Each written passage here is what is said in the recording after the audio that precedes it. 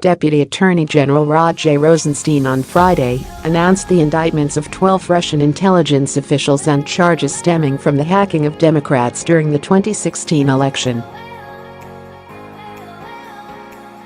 And with that, yet another President Trump conspiracy theory is thoroughly rebuked by the Russia investigation. Trump has regularly cast doubt upon the idea that the Democratic National Committee was hacked by the Russians, and that it was hacked at all. At one point he even reportedly dispatched a conspiracy theorist to meet with then CIA Director Mike Pompeo. Pompeo is now Secretary of State. This is all information that has been out there for many years. Much of it is false and/or entirely inaccurate, Trump said in a statement after the DNC hack was revealed in the summer of 2016. We believe it was the DNC that did the hacking as a way to distract from the many issues facing their deeply flawed candidate and failed party leader. Too bad the DNC doesn't hack Hillary Clinton's 33,000 missing emails. At his first presidential debate with Clinton in September 2016, Trump added a number of other potential perpetrators, despite clear indications from the intelligence community that it was Russia. He even said it could have been a severely overweight American. I don't think anybody knows it was Russia that broke into the DNC. She's saying Russia, Russia, Russia, but I don't. Maybe it was, Trump said.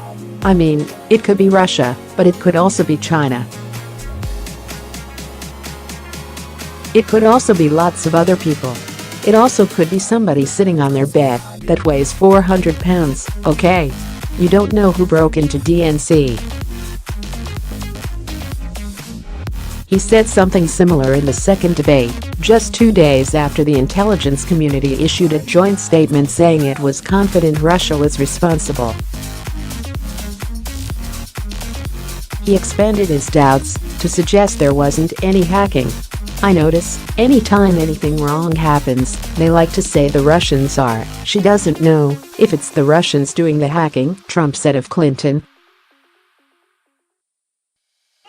Maybe there is no hacking. But they always blame Russia. And the reason they blame Russia is because they think they're trying to tarnish me with Russia. Even after his win, and after the CIA concluded Russia aimed to help Trump in the election, Trump again cast doubt, putting hackers in quotation marks.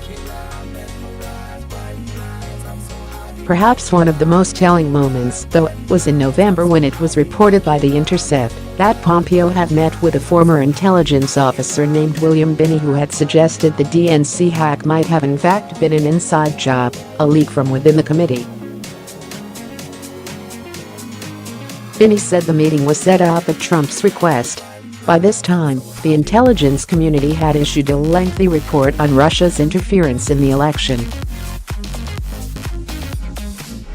This skepticism spun off at one point into the set-rich conspiracy theory, which was pushed with gusto for a while by Trump's cable news ally, Sean Hannity.